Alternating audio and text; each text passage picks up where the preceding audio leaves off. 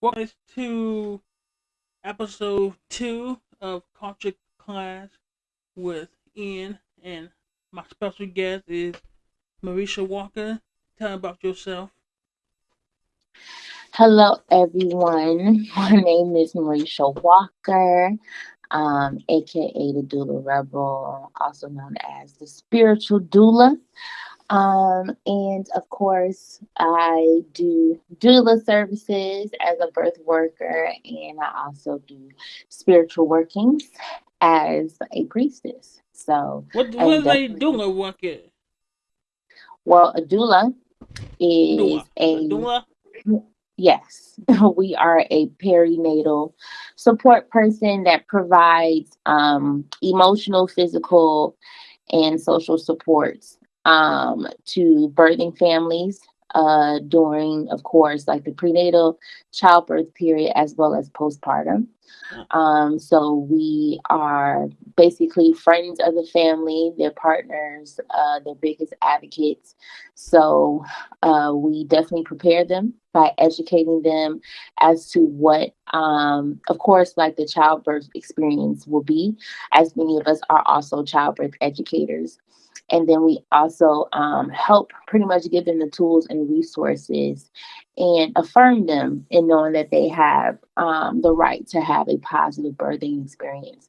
Of course, we know that in reality, anything can happen during birth. mm, But of course, with the doula, you'll have an extra person there with you to help you understand what's going on and to also give you the best information so that you can make the most informed decisions. is it the same thing that a midwife? You gonna be there during No. the birth? So no, a midwife is basically on the same level as an OBGYN, Mm, as they are, of course, um, been clinically trained to oversee the birthing process. So you can have a prenatal visit with the midwife the same way that you would have like a prenatal visit with the OBGYN. The only differences between midwife and an OBGYN is, of course, one completed 4 years of medical school, whereas with uh, professional midwife, they do 3 years of huh. midwifery school, and as well as being doing their practicum as assistants and midwifery assistants. So quite as kept, a big misconception is that for a lot of midwives, they've had to have a lot more hands-on training in order for them. So if you're really looking for like birthing experts, especially in that particular portion, midwives are really like your best ones to go because they've had to learn through experience as well as through the education part to be able to support families. So, Right. but with doulas, we are assistants to the mother. We're not necessarily assistants to the midwives. So we are there with the family. So we provide that type of support, but we don't provide medical support or intervention, if that makes sense. Ah, that makes sense. They Yes. want like I have education for these mothers, what they're gonna go through. Like Mm-hmm. Mm-hmm. the birthing process Yes. is a hard thing to go through for a female. Yes. And then, of course, with the OBGYN, they're the ones that also provide medical interventions. So, like the C sections and other things that may have been done, or cesarean sessions. So, that's what makes them specialized in the field is that they're able to perform certain interventions that midwives don't necessarily have within their particular scope of practice. So everyone has an important role. There's not one role that's necessarily better than the other. It's just important that we, are able to be distinct to know which role that they are able to play. Sweet, like that is a good information, and we're going to like have the information for you at the end of the broadcast, and like to get in contact with you and Okay. everything else. So, but our discussion is what if series of uh what if Aaliyah didn't die? Like what would her be? What would be her contribution to the Hollywood scene and the music industry, and we're gonna see how life would be different if she was still alive. And what's your first thought of Aaliyah and her career? You think? You first thought of her in terms of her career overall. Yeah, her career overall. Um, Well, from my personal experience of her, of course, I would say when she passed, I had to still have been in middle school, I think 7th or 8th grade. Mm-hmm. So of course, for us or at least for me at the younger age, she pretty much what was like the standard Mm-hmm. in some ways, or she had a lot of favor when it comes to the way that she was embraced in the industry, and also it just embraced by the masses. Um, she was she was beautiful. She was Like talented. She was a great. she was She still was. young, like when we were like little, like she was still like what, a teenager, like 17, 18, No, well, I mean, when she passed, she had to be what in her early 20s. I don't think she early was that 20. young when she passed.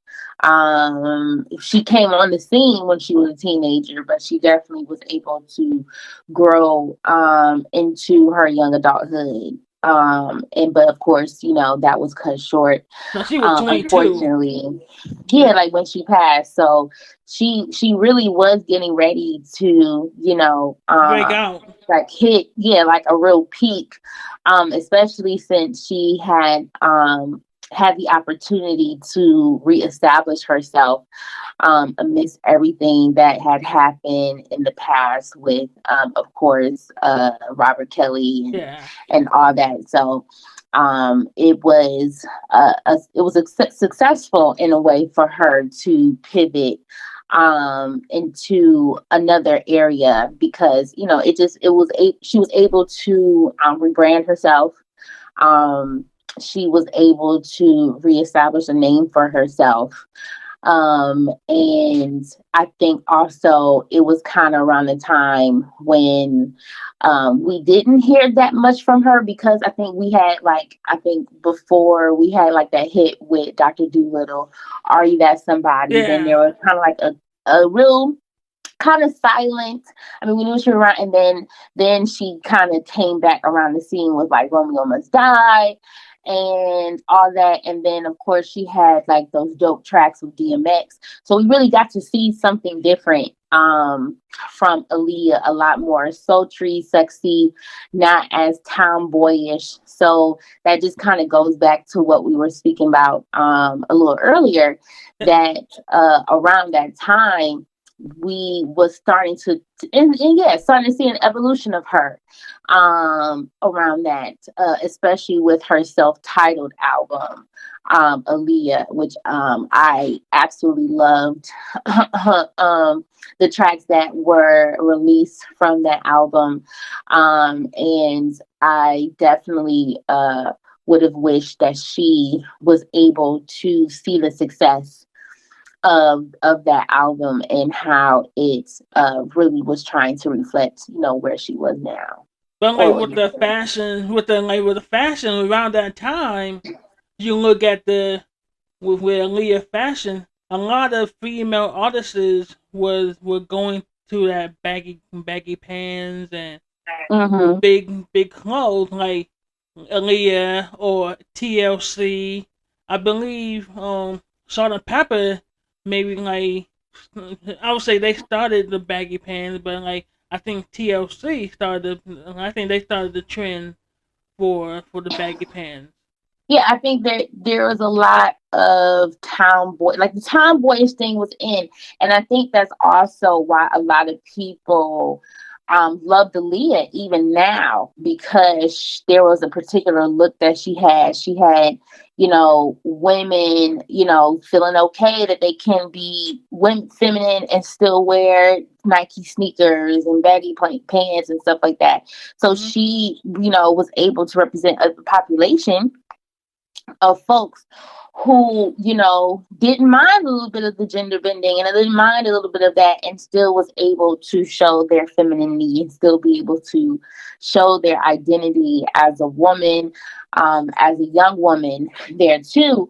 But then it's also noting, as you saw towards, well, I don't like saying the end, but where we, could, never, no longer saw Aaliyah on the earthly realm, is that was starting to change. That the tomboy ish, demeanor, or even the wardrobe that she wore.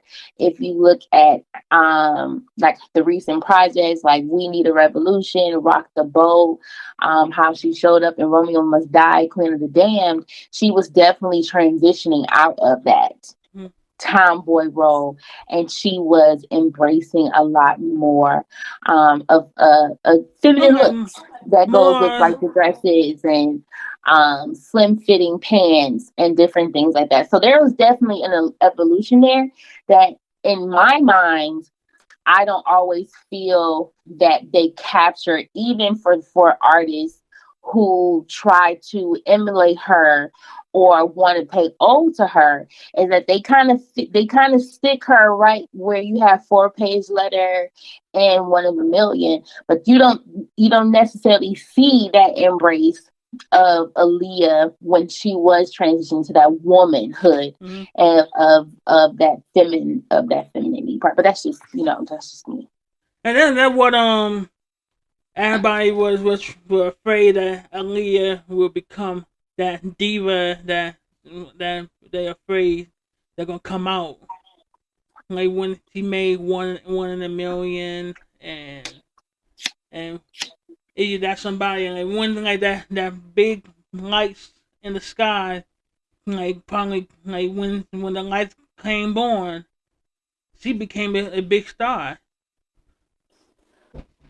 And so, like, and she was born and raised. We live in Detroit. She was born and raised in Detroit. She came from Detroit High School for performing arts, and she graduated in 1997 with 4.0, and she began. I did not know. I watched New York Undercover all the time when I grew growing up, and she made an appearance on that show. Oh, I well, I think just New don't have York. I stuff. think New York Undercover was probably one of the underrated cop shows in the '90s, like in the late '90s. One of my I favorite. mean, no, it definitely was an One of underrated my show. favorite. But yeah, I don't know if, like, in terms of her becoming a diva. I mean, if she did, it'll be within her own right, because I mean, she was able to, of course, become that. But But I think like I what was it? They said like Missy Elliott recalled Timberland and herself being nervous to work with Aaliyah since Aaliyah already released her successful debut album. They was kind of afraid that she might become a diva like Missy Elliott. And like Missy Elliott, like don't get it wrong, like she made Aaliyah $1 million with her contribution of making her a star. Agree?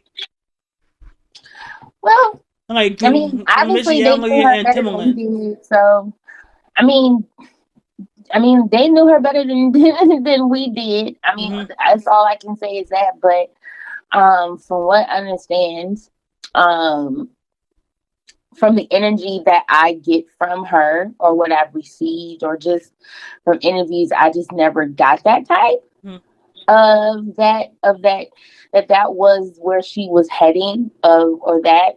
Um, I think if anything, she was more concerned about how people would receive her art, and how people would, uh, embrace her in the new changes, especially since, she was no longer under the moniker that a lot of people had loved her for. Because if we think about it, a lot of the music that people play or remember is music that was produced by R. Kelly. Yeah. And it was so in many ways, she had to do work to try to um continue to establish that disconnection that she was trying to make, so that, and to know that her music was more than, or at least her catalog of that was more than the work that she did with him. Right. So that's where I do think uh um like that's where her mind was at. But I mean, of course, I mean, if you going off the strength of working with somebody who's pretty much one of the top producers at the time, especially from R&B and other things, you probably would think that, will you be able to have the same success with this artist that they've been able to do with some other people? But we obviously know, especially now, that they have that was a very successful partnership that Aaliyah was able to establish with Timberland and Missy and some other folks. So I guess their fears and assumptions were proven wrong, and that's a good thing. That, to me, and that can go to the influence in music in Aaliyah. When you said that she is more R&B, I think she is more hip hop. To me, Um, she brought a little bit R&B. Like she can sing, but she can really dance, movement, and like fast beat, and like fast pace, and like moves. And she can perform well. She was a performer. I mean, no, she's R&B. I think she's R&B. I think the reason why people put hip hop on her, because she has been able to mesh well with a lot of the of hip hop artists, as well as she's been a great collaborator when it comes to being able to use Aaliyah's sound with like hip hop beats or hip hop type beats and all that stuff. But essentially, like, she was Princess R&B. Like, she wasn't the prince of hip hop. Like, Aaliyah has never attempted to rap. But Aaliyah has never attempted, even when it comes to the people. I think that she ultimately was like the R&B girl that dwelled amongst hip hop people, if that makes sense. So just like you had, like, even if you look at, if like when you have like certain like rap I feel like labels right now. Like, you have certain rap labels and certain like TGE, and you have what's J. Cole's label, Dreamville, where you have all these rappers, and then you have like that one R&B singer that comes. Like, that's what Aaliyah gives me. She gives me the singer amongst rappers. She gives me those that has been able to, kind of blend the hip hop R&B the same way like Mary J. Blige was able to do it. I think She's Mary yeah, J. Blige is more so like I know they but say she's R like no, but she's R&B. But that's the thing. She's R&B. Aaliyah does not make hip hop music, so it's like, so there's no point of calling her a hip hop artist because she's not a hip hop artist. Like, she is an R&B singer, but we can acknowledge the fact that she had a tie to hip hop, especially with the type of, especially with the producers that she worked with, I thought um, I that thought allow her to have that type of, crossover I thought within. yeah, I'm about to say like how good she was. She even be able to blend so different type of genres into her music. Cause most of her Yeah, music often is upbeat and like it was mostly R&B, a little bit of pop, a little bit of yeah, hip but hop. she's not hip. But I think, but we have to make sure we say she's not hip hop. I mean, Like, she's probably not hip Four hop, Page but Letter was not hip hop. One in a Million is not hip hop. Like, like we I think that and it's. more like R&B and or I would say not R&B and pop. But I want to. like popular I wouldn't even music. say pop. Like I wouldn't even say that. Like I think that she really was R&B. I don't think she because like she didn't have that type of like I can't think of a song that I can say that yes may have hit Billboard, of course, yeah, like Billboard Hot 100. But in terms of saying that she crossed over into a pop genre, I don't even think that she or and it's not to say that's something that she would have wanted to do, but I don't think that she had achieved that necessarily in her career before she passed.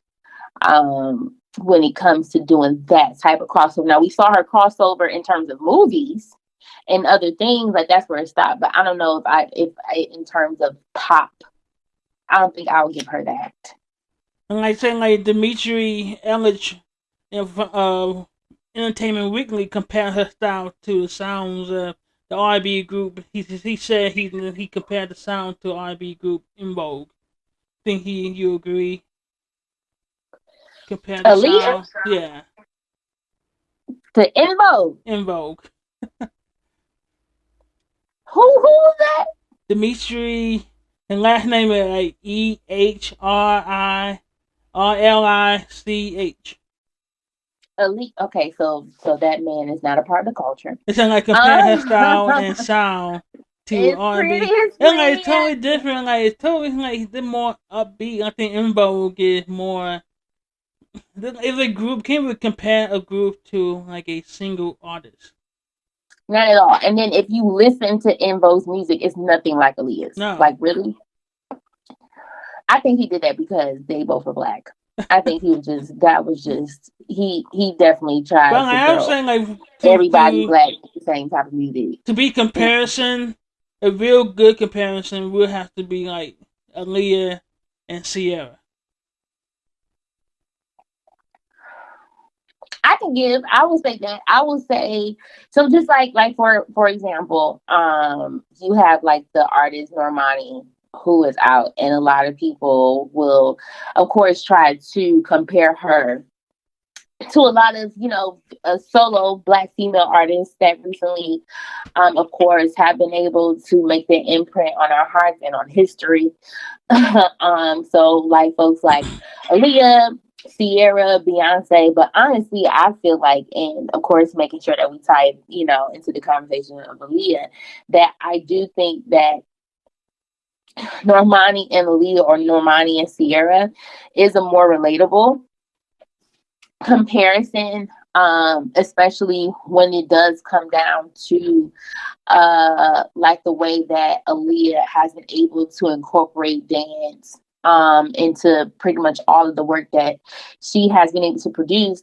Same for Sierra, as well as being a good singer too.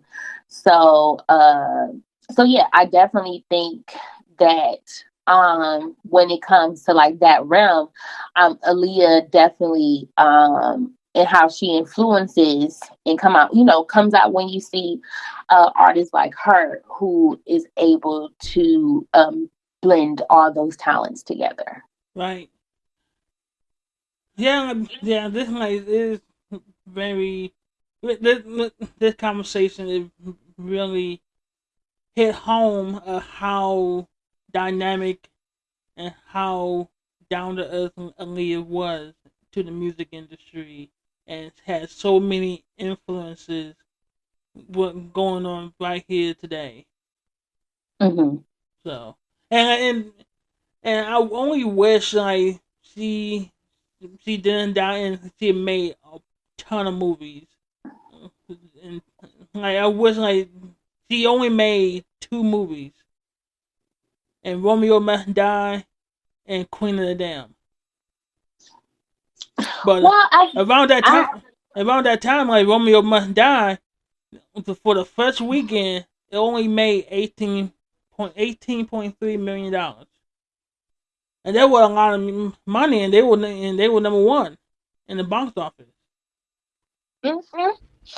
Well, I think, just kind of like we said, she was 21, 22 when she passed. So she was just breaking into that arena.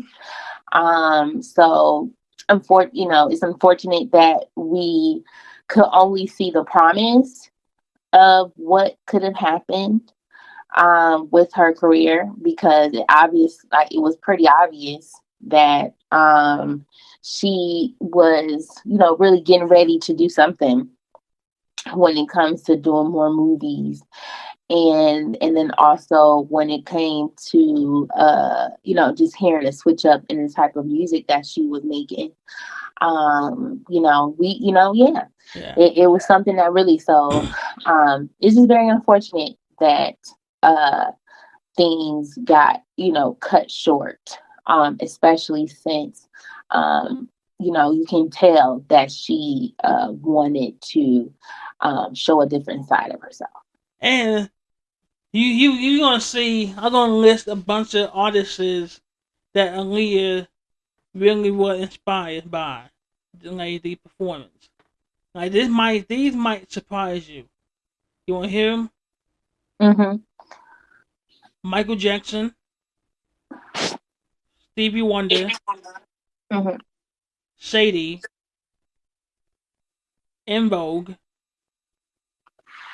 9 Inch Nails, Korn, Prince, Naughty by Nature, Johnny Methods, Janet Jackson, and Barbara Streisand. What do you think about that list? He was very inspired by the performer. Well, I mean, sounds like And she you will had see. her ears. She had what is it, an iPod or something. It looks like she had a very colorful playlist. Then you If definitely you like look you at see one. the different styles in her art in her artistry, because you definitely saw the performance wise of Michael Jackson, because like they said like Thriller was her favorite album for Michael Jackson. Well, I think also too, and then I think it just also showed in the type of artist that she wanted to be.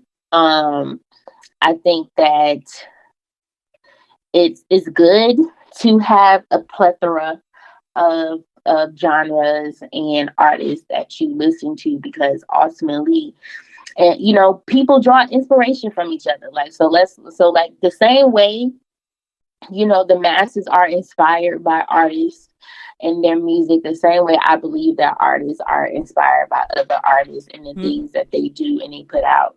So so I think it's good for anybody who is in the music industry to dive within different genres, listening to various artists, because you never know where your inspiration may come from. Yeah. So we never know. One of the Aaliyah songs on her last album could have came from an inspiration of listening to Corn. You never know, And listen to Korn or 9 Inch Nails, like Yeah, and Barbara you never Streisand. know. So. Streisand, like she really had a listening ears and grab a different range and like different. Like she had like listening to 9 Inch Nails. Like she was a rocker. She know she was all around performer in music. Hmm. I was like my biggest problem with Barbara Streisand. I'm like, wow, like I know Barbara Streisand. Like she has a range of music and acting. Hmm. And so, yep. And you think about that, she's very successful in both of those areas. So, Hmm. and so it's not surprising that, of course, that will be somebody that she would tap into, wanting to learn more about. When it comes to that, so yeah, so it's, I'm a Celine Dion fan myself. If you want to throw that in there, so it's just, yeah. So I think that it just shows that she has a very, extensive palette, that she listens to music, different music that she likes, and that she's able to draw inspiration from, emotion from. So I think that's dope. that was like her influential list. Yeah. And going to the influence in fashion, I did not like. She was a spokesperson for a soon enough found its away Tommy Hilfiger. I know like Tommy Hilfiger had wasn't so kind to like the public eye wasn't so kind for them like the past couple of years ago where Hmm. they didn't want black people wearing their clothes, but back in the day, I don't know what year was it. She was a spokesperson. I think it was 98, 99. She was the spokesperson for Tommy Hilfiger clothing. Hmm. And like I don't know what changed in Tommy Hilfiger, but like a lot of people were buying Tommy Hilfiger stuff because of Aaliyah.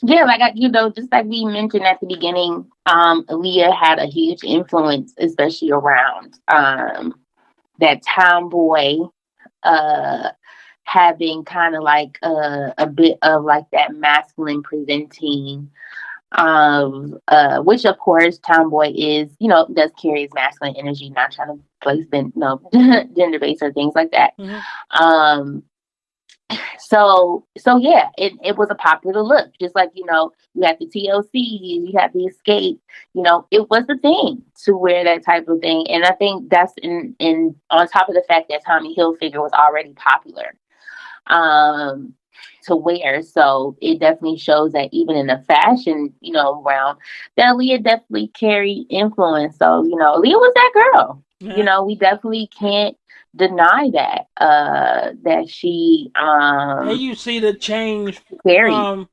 wearing baggy clothes to like embracing those curves, like bringing classy but sexy.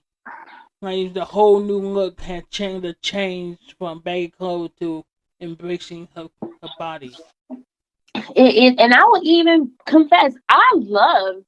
I would say that I really saw myself embracing Aaliyah a lot. And that's probably just simply because, we both grew up in the church. So we didn't have, access to music like that in terms of secular music. But um, I I would say that I really saw myself embracing her towards the end, where she came out with the Aaliyah album, and I just I've always been into my femininity, and I've always been into that. So just to kind of see her transition to that, like that really caught my eye. And so I really,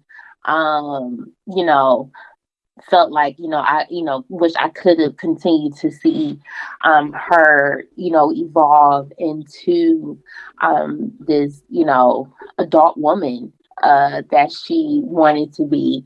But I definitely still, bangs with, the identity that she carried. Oh, you should talk. And we in another podcast. Don't do that. Mute myself. No. You just um, okay, like the jury off. we good. Um, um, yeah, like that's where I did wish, I was able to see more. But of course, and it's unfortunate that she wasn't able to still be here with us to see.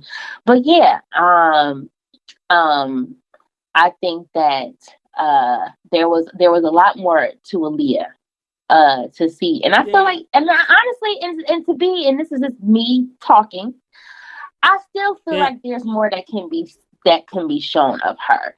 Even though I know that we may not be able to stream her music, stream all that, I do sometimes think that people still kind of lock her into the one in a million 4 page letter area of her life, and they don't necessarily still don't really go into where she was trying to go with her career, or the shift that she was making with that. Like, we get it. We all loved the tomboy version of Aaliyah, but there was also other versions of Aaliyah that she has showed us, and that I think she would definitely appreciate Right.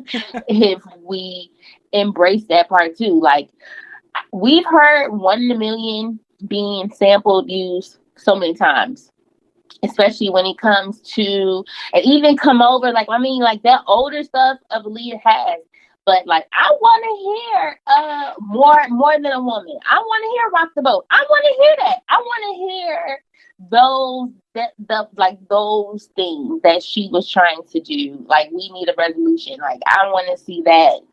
I mean, you may get a tiny bit of "Try Again," Aaliyah, and all that, but that's just me. I be feeling like, y'all can rep Aaliyah a little bit more than just trying to redo "One in a Million." Now she's had more songs, but then I guess that goes down to her daughter and uncle. So All right, we're gonna wrap this up, and what is what do you think the future would be if she was still alive? To me, if she was still alive, she would still have a stranglehold on the music industry and the movies. In my opinion, she would be 42 years old, and she still will rock, just like Janet Jackson is still doing it. I think she will still do what she been doing 20 years ago. okay, so I will say this, and this is not me being nasty. This is not me being this. I ain't gonna hold you. I feel like if Baby Girl was still alive today, I don't think Ashanti would necessarily be where she is. No, I still think Beyonce may still, do her, because like Beyonce has definitely proven herself to just be, an artist of her own and all that, and where she goes. But I do know that, and distinctly remember when Ashanti first came out, she was promoted as the new princess of R&B, yeah, and that she was going to basically fill the gap at which Aaliyah had pretty much left us when she passed away. So I would say that if anything, in terms of how things have changed, and I think that, yeah, that there were certain artists like Ashanti who marketing was able to capitalize off the fact that she left this particular void, that I don't think that they may have seen the same type of success. right. Like, you were never gonna fill the Personally. shoes of what Aaliyah had made, and I'm saying Ashanti was a great singer, like, was a good singer, but she was never going to replace Aaliyah and become the princess of R&B. I think they're trying to do the same thing with Sierra, but like, you still not going to replace the shoes of Aaliyah at that time. Yeah, so Aaliyah's passing, she definitely left a void. Especially when it came to even artists that certain rappers felt comfortable working with. Because, just like I said, like, Aaliyah played a particular role to where, she was able to blend very well in the R&B group, in the R&B community, as well as in the hip hop community. Mm-hmm. Um, and so, when Ashanti came out, you look at it, she was with who? She was with the hip hop artists. She was, rocking the choruses and all this stuff. And so there was, like, now it's not to take away the fact that Ashanti came with her own talents. Like, Ashanti was a writer. Mm-hmm.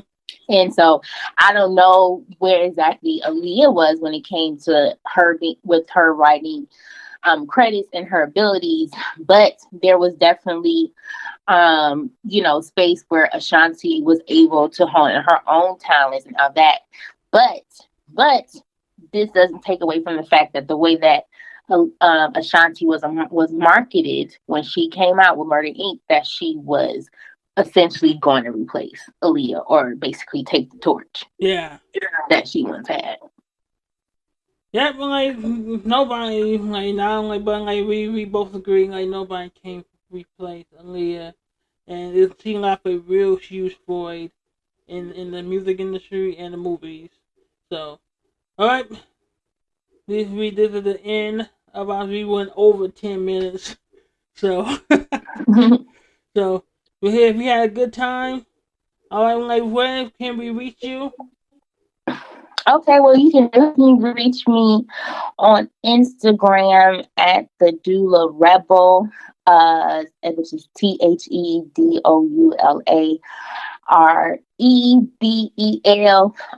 and it's the same on TikTok. You can definitely follow me on there as well. So All right, we're gonna end this end this broadcast. The culture clash we're in, and this is what if Leah were alive, what would it do? But like next week we're gonna be a doozy. So check me out on Twitter at Techno Nerd Wrestling, Techno Nerd Wrestling. So I will see you in the next video. Bye.